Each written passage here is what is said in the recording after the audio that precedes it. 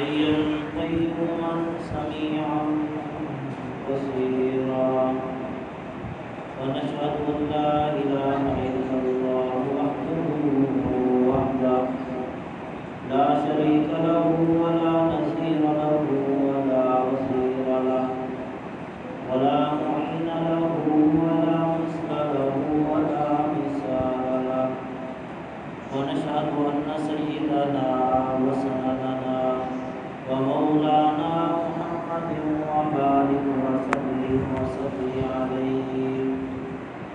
أما بعد فأعوذ بالله من الشيطان الرجيم بسم الله الرحمن الرحيم قل إن كنتم تحبون الله فاتبعوني يحببكم الله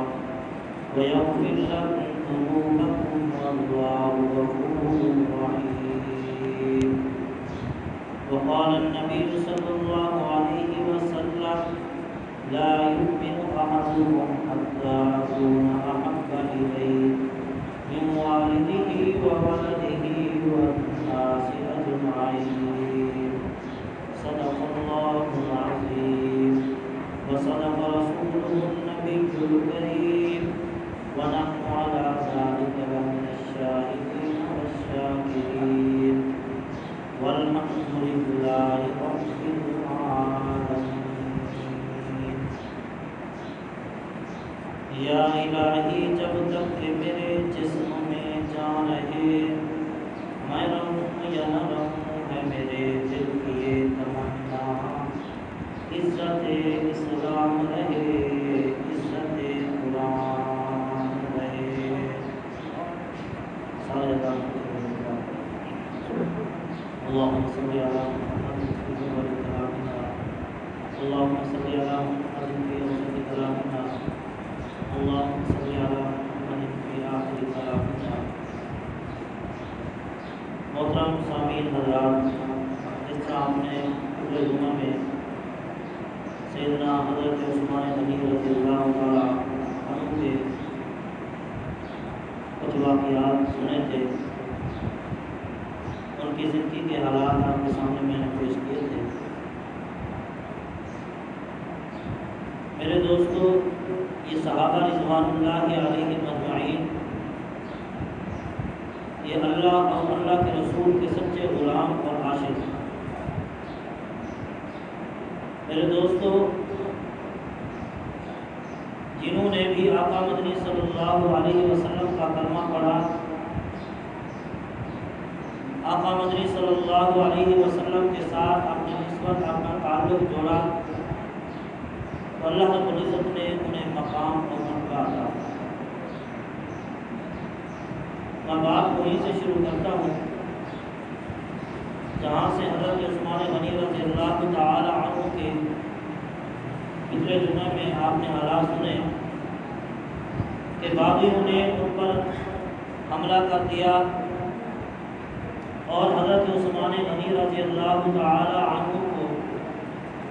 گھر کے اندر پابند کر دیا گیا اور نہ ہی وہ مسجد نبوی میں نماز پڑھنے آ سکتے تھے، نہ ہی ان کو کھانے کو دیا جا سکتا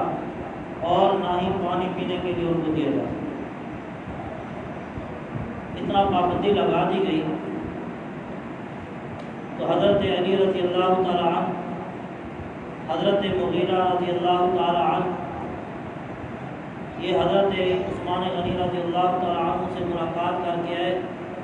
اور یہی کہا کہ حضرت اگر آپ اجازت دے دیں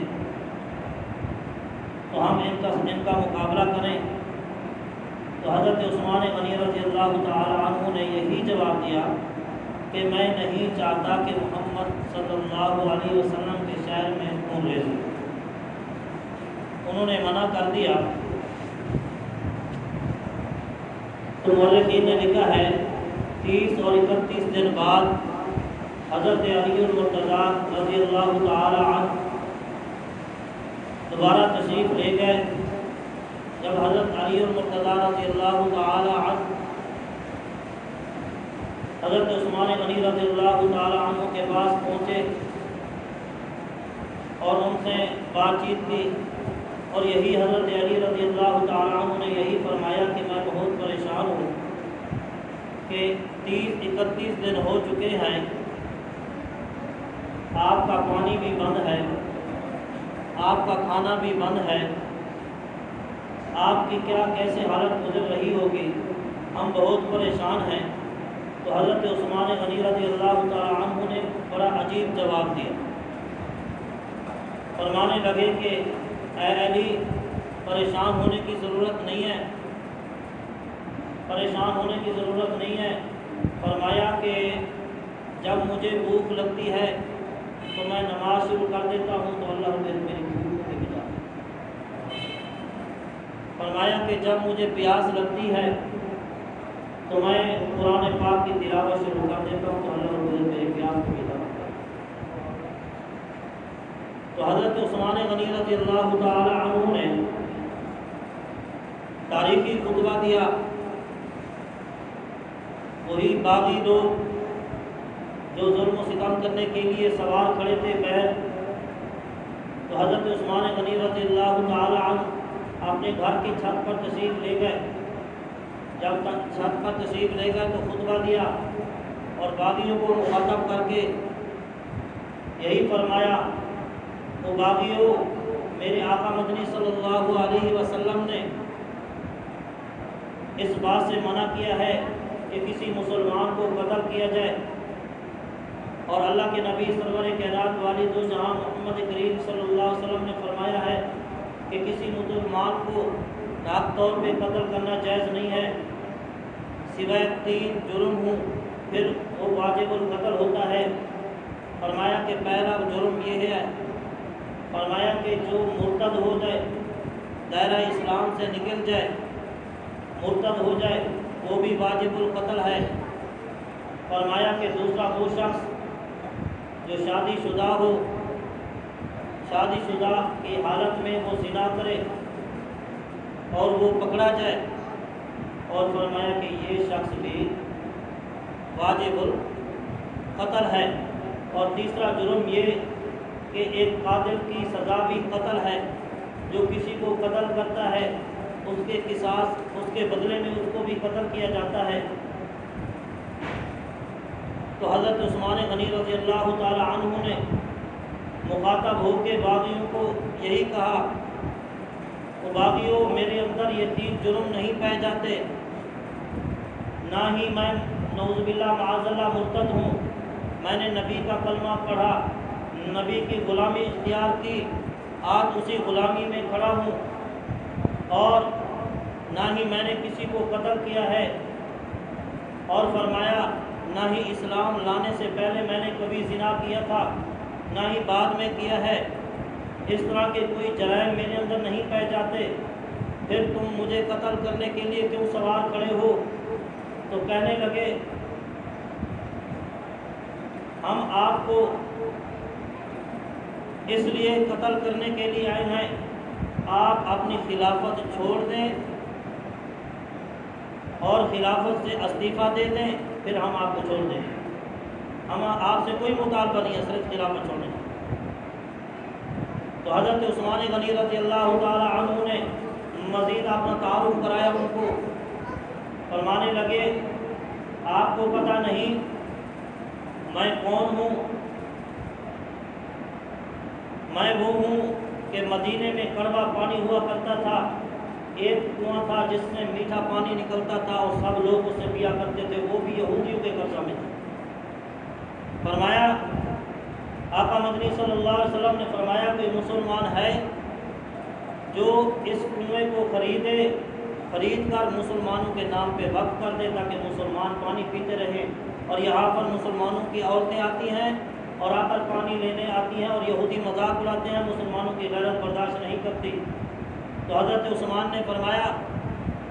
کہ میں وہی عثمان ہوں کہ اللہ کے نبی کے حکم پر میں نے وہ کنواں خریدا اور میں نے مسلمانوں کے نام کے لیے وقف کر دیا، آج 40 دن گزرنے والا ہے، تم نے میرے لیے پانی بند کر دیا ہے، اور وہی کنواں جو میں نے خریدا تھا وہاں سے 2 قطرے پانی کے بھی مجھے نصیب نہیں۔ اور فرمایا کہ اللہ کے نبی محمد کریم صلی اللہ علیہ وسلم نے فرمایا کہ مسجد نبوی کی جگہ تنگ تھی، تو اللہ کے نبی محمد کریم صلی اللہ علیہ وسلم نے فرمایا تو ایسا مسلمان ہے جو مسجد نبوی کی جگہ خرید کر دے دے اور قیامت تک لوگ اس میں نماز پڑھیں گے، اللہ رب العزت اس کو اجر عطا کرے۔ تو حضرت عثمان غنی رضی اللہ تعالیٰ عنہ نے فرمایا کہ میں وہی عثمان ہوں جو مسجد نبوی کی جگہ خرید کر میں نے محمد رسول اللہ صلی اللہ علیہ وسلم کے حکم پہ میں نے مسجد نبی کے لیے دے دی تھی۔ فرمایا کہ کل تو حیا کرو،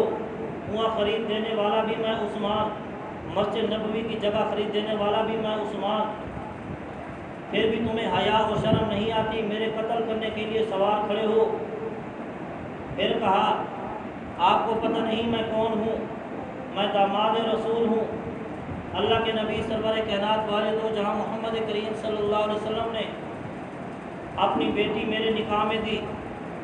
وہ اللہ کو پیاری ہوگی تو دوسری بیٹی بھی میرے نکاح میں دی۔ آپ کو پتہ ہے میں داماد رسول ہوں، پھر بھی تمہیں حیا و شرم نہیں ہے، پھر بھی میرے اوپر سوار کھڑے ہو۔ کئی دنوں سے پانی بند کیا ہوا ہے، کئی دنوں سے کھانا بند کیا ہوا ہے، خود تو شرم کرو، خود تو حیا کرو۔ پھر فرمایا کہ آپ مجھے جانتے نہیں ہیں کہ میں کون ہوں؟ میں وہ عثمان ہوں جس کے بارے میں آقا مدنی صلی اللہ علیہ وسلم کی زبان اقدس سے، زبان مبارک سے ایک مرتبہ نہیں، دو مرتبہ نہیں، تین مرتبہ نہیں، 6 مرتبہ آقا مدنی صلی اللہ علیہ وسلم نے حضرت عثمان کو جنت کی خوشخبری سنائی۔ فرمایا کہ میں تو وہ عثمان ہوں، پھر بھی تمہیں حیا شرم نہیں آتی۔ جب حضرت عثمان غنی رضی اللہ تعالیٰ عنہ نے خطبہ ختم کیا، خطبہ دے ہی رہے تھے، ختم کرنے والے تھے، مزید وہ جوش میں آ گئے، وہ باغی جوش میں آ گئے، آگے بڑھنے کی کوشش کی۔ حضرت علی المرتضیٰ رضی اللہ تعالیٰ عنہ نے اپنے شہزادے حضرت حسن حضرت حسین کو حکم دیا کہ آپ حضرت عثمان غنی رضی اللہ تعالیٰ عنہ کے دروازے پہ چلے جاؤ، یہ باغی لوگ بھڑک رہے ہیں، غصے کر رہے ہیں ان کے خطبے سے، ان کے دروازے پہ کھڑے ہو جاؤ، ان کو اندر نہیں جانے دیں۔ حضرت حسن اور حضرت حسین رضی اللہ تعالیٰ عنہما دروازے پہ کھڑے ہو گئے، دروازے پہ کھڑے ہیں۔ ان باغیوں نے آگے بڑھنے کی کوشش کی، حضرت حسن اور حضرت حسین رضی اللہ تعالیٰ عنہما نے آگے نہیں جانے دیا۔ وہی رات تھی، اسی رات حضرت عثمان غنی رضی اللہ تعالیٰ عنہ خواب دیکھتے ہیں۔ خواب میں کیا دیکھتے ہیں؟ وہ خواب اپنی بیوی کو خود سنا رہے ہیں، تہجد کا ٹائم ہے، تہجد کا وقت ہے۔ حضرت عثمان غنی رضی اللہ تعالیٰ عنہ کی آنکھ کھلی، اپنی بیوی حضرت نیلہ رضی اللہ تعالیٰ عنہ کو فرماتے ہیں میں نے خواب میں دیکھا آقا مدنی صلی اللہ علیہ وسلم سے ملاقات ہوئی۔ آقا مدنی صلی اللہ علیہ وسلم فرماتے ہیں کہ عثمان کوئی 1 دن روزہ رکھتا ہے، کوئی 2 دن روزہ رکھتا ہے، کوئی 3 دن روزہ رکھتا ہے، آپ 40 دن سے روزہ رکھے ہوئے ہیں، آپ نے نہ پانی پیا ہے نہ کھانا کھایا ہے، اب آپ کے روزہ افطاری کا وقت قریب آ چکا ہے، میں محمد آپ کی روزہ افطاری کرانے کے لیے حوض کوثر پہ آپ کا انتظار کر رہا ہوں۔ حضرت عثمان غنی رضی اللہ تعالیٰ عنہ نے جب اپنی بیوی کو یہ خواب سنایا اور بیوی چیخ اٹھی، چیخ نکلی، یہ کیا ہو گیا، وقت قریب آ گیا ہے، باغی سر پہ کھڑے ہیں، دشمن سر پہ کھڑے ہیں، پتہ نہیں کیا ہوتا ہے۔ تو حضرت عثمان غنی رضی اللہ تعالیٰ عنہ نے تہجد کی نماز ادا فرمائی، صبح کی نماز ادا کی۔ واقعہ بہت لمبا ہے، مختصر کر رہا ہوں۔ صبح کی نماز ادا کرنے کے بعد قرآن پاک کی تلاوت شروع کر دی، قرآن پاک کی تلاوت شروع کر دی۔ دروازے پہ حضرت حسن حضرت حسین رضی اللہ تعالیٰ عنہما کھڑے ہیں۔ ان باغیوں نے پچھلی طرف سے دیوار غلام کے اندر آئے اور آ کر حضرت عثمان غنی رضی اللہ تعالیٰ عنہ پر حملہ کر دیا۔ باغی آیا، جب وہ آتا ہے اس نے آ کر حضرت عثمان غنی رضی اللہ تعالیٰ عنہ کی داڑھی مبارک کو پکڑا۔ حضرت عثمان غنی رضی اللہ تعالیٰ عنہ نے چہرہ مبارک اوپر کیا اور اس باغی کو کہا کچھ حیا شرم کر، محمد عربی کی سنت کو تو نوچ رہا ہے، تجھے شرم حیا کرنی چاہیے۔ پھر وہ ایسے پیچھے ہٹا اور کانپ رہا تھا۔ اور دوسرا آیا، دوسرا باغی جب اندر داخل ہوا، اس نے آ کر حضرت عثمان غنی رضی اللہ تعالی عنہ کے چہرہ مبارک پر تھوکا۔ حضرت عثمان غنی رضی اللہ تعالی عنہ نے فرمایا، او ظالم، تجھے شرم حیا نہیں آتی؟ یہ وہ چہرہ ہے جس کو محمد عربی صلی اللہ علیہ وسلم دیکھا کرتے تھے، اور باقی تجھے شرم حیا نہیں آتی؟ یہ وہ آنکھیں ہیں جو روزانہ محمد عربی صلی اللہ علیہ وسلم کی زیارت کیا کرتی تھی۔ تیسرا باغی اندر داخل ہوتا ہے، اس کے ہاتھ میں لوہے کی لاٹھی ہے،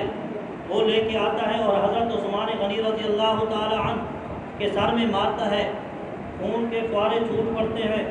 جب خون بہنے لگتا ہے، وہی خون قرآن مقدس لا ریب کتاب پر گرتا ہے۔ حضرت عثمان غنی رضی اللہ تعالی عنہ فرماتے ہیں، وہ باغیوں کو شرم حیا کرو، اس مقدس کتاب کا اور اللہ رب العزت کی لا ریب کتاب ہے، محمد الرسول اللہ صلی اللہ علیہ وسلم پر نازل ہوئی ہے، میرا حیا نہیں کرتے، چلو اس کتاب کا حیا کرو۔ لیکن اس کے باوجود پھر بھی ان کو حیا نہ ہے۔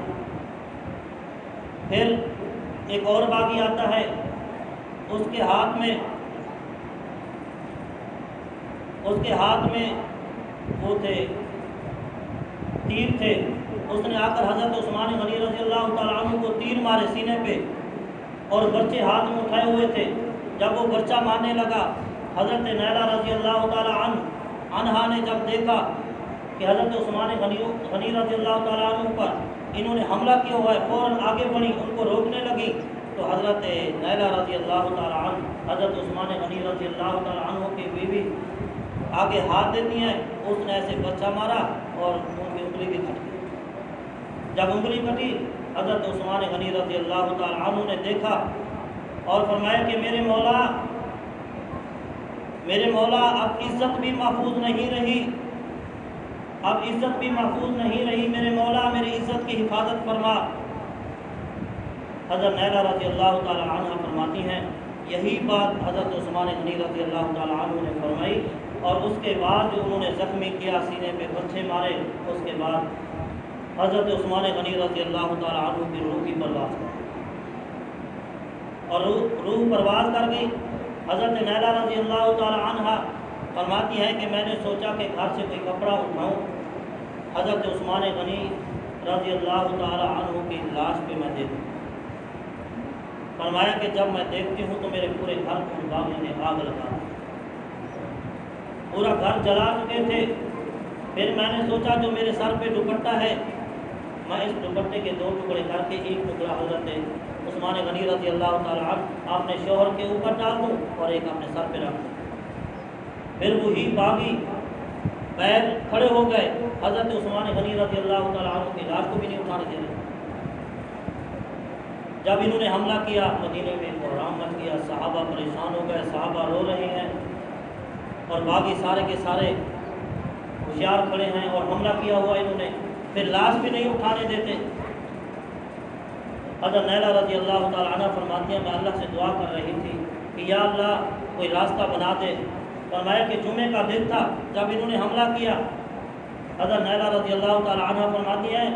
میں سوچ رہی تھی کہ مسجد نبی سے آواز اذان کی گونجے گی اور میں سنوں گی، خاموشی تھی، کہیں سے کوئی اذان کی آواز بھی نہیں آئی۔ باغیوں کا قبضہ تھا، کسی کو مسجد نبی میں بھی نہیں آنے دے رہے تھے، نہ ہی ہمارے گھر کے قریب آنے دے رہے تھے، اور میں پریشان تھی، اللہ سے دعائیں کر رہی تھی اور رو رہی تھی۔ فرمایا کہ 2 دن بھی گزر گئے۔ تیسرے دن حضرت ام سلمہ رضی اللہ تعالی عنہ آقا مدنی صلی اللہ علیہ وسلم کے ازواج مطہرات میں سے ہیں۔ فرمایا کہ وہ مسجد نبی کی چھت پہ چڑھی اور باغیوں کو مخاطب ہو کے کہا، او باغیوں، میں محمد صلی اللہ علیہ وسلم کی عزت ہوں، میں برقع پہن کے آپ کو مخاطب کر کے پردے میں آ کے تمہیں یہی کہتی ہوں کہ حضرت عثمان غنی رضی اللہ تعالیٰ عنہ کی لاش کو واپس دے دو۔ اور ان خبیثوں نے یہ کیا، باغیوں نے حضرت عثمان غنی رضی اللہ تعالیٰ عنہ کو شہید کر کے پھر اس کو گھسیٹتے رہے۔ اس کے بعد جب حضرت ام سلمہ رضی اللہ تعالیٰ عنہ نے بڑے جوش کے اندر، درد بڑے لیجے کے اندر، خون کے آنسوں روتے ہوئے کہنے لگی کہ ظالمو، اب تو کچھ حیا کرو، اب تو تم نے حضرت عثمان غنی رضی اللہ تعالیٰ عنہ کو شہید کر دیا ہے، اب لاش تو واپس دے دو، اگر تم لاش واپس نہیں دو گے تو میں محمد عربی کی عزت ہوں، میں بھرکے سے بیر آ کے اور تمہارا مقابلہ کروں گی اور اللہ سے ایسی بد دعا کروں گی تو تم نیست و نابود ہو، تمہارا نام و نشان بھی نہیں ہے۔ ان کے اندر خوف طاری ہوا۔ خوف طاری ہونے کے بعد انہوں نے کہا کہ 4 آدمی اندر آ جائے، جو آ کے حضرت عثمان غنی رضی اللہ تعالیٰ عنہ کی لاش دی۔ حضرت عثمان غنی رضی اللہ تعالیٰ عنہ کی لاش دینے کے لیے 4 آدمی ہیں، حضرت علی المرتضیٰ رضی اللہ تعالیٰ عنہ اور حضرت حسن، حضرت حسین، حضرت محمد بن طلحہ رضوان اللہ تعالیٰ علیہ مجمعین۔ یہ 4 آدمی گئے اور حضرت ام سلمہ بھی ساتھ گئی۔ اندر سے لاش حضرت عثمان غنی رضی اللہ تعالیٰ عنہ کو لے کے واپس آئے۔ مورخین نے لکھا ہے جب روضہ اطہر سے گزرنے لگے، صحابہ نے دیکھا، صحابہ کی چیخیں نکل گئیں کہ یہ کیسا ظلم ہو رہا ہے مدینہ کے اندر، اور ایسا سناٹا چھایا ہوا تھا، صحابہ رو رہے تھے، غم سے بھرے ہوئے چیخیں مار رہے تھے۔ یہ کیا ہو گیا ہے کہ آج وہ وقت آ گیا ہے کہ ہمیں حضرت عثمان کا جنازہ پڑھنے کی بھی اجازت نہیں۔ جب یہ لے کے چلے گئے، اس کے بعد حضرت عثمان غنی رضی اللہ تعالیٰ عنہ کو جنت البقیع میں دفن کیا گیا۔ علماء لکھتے ہیں جہاں پر حضرت عثمان غنی رضی اللہ تعالیٰ عنہ کو دفن کیا گیا، وہ قبر مبارک جو ہے روضہ اطہر آقا مدنی صلی اللہ علیہ وسلم کے پاؤں کے نیچے اگر خط کھینچا جائے تو سیدھا حضرت عثمان غنی رضی اللہ تعالیٰ قبر مبارک ہے۔ تو میرے دوستو، یہ تھے صحابہ جنہوں نے سچی غلامی اختیار کی، آقا مدنی صلی اللہ علیہ وسلم کی سچی غلامی اختیار کی، اور وہ آقا مدنی صلی اللہ علیہ وسلم کے غلام تھے، اور ہم صحابہ کے غلام ہیں۔ اور جس طرح صحابہ نے عملی زندگی اپنائی، آج ہمیں بھی چاہیے۔ صحابہ رضوان اللہ علیہ مجمعین کو دین کے اندر تکلیفیں بھی آئیں، لیکن حضرت عثمان غنی دل میں اشکال آتا ہوگا کہ حضرت عثمان غنی یہ کہہ دیتے کہ چلو میں خلافت چھوڑتا ہوں، لیکن حضرت عثمان غنی رضی اللہ تعالیٰ عنہ نے فرمایا کہ آقا مدنی صلی اللہ علیہ وسلم نے مجھے پیشین گوئی دی تھی، فرمایا تھا کہ عثمان وہ وقت آئے گا تجھے خلیفہ بنایا جائے گا اور دشمن آ کے تیرے اوپر حملہ کریں گے اور تجھے یہی کہیں گے تو اپنی یہ خلافت کی قمیص اتار دے۔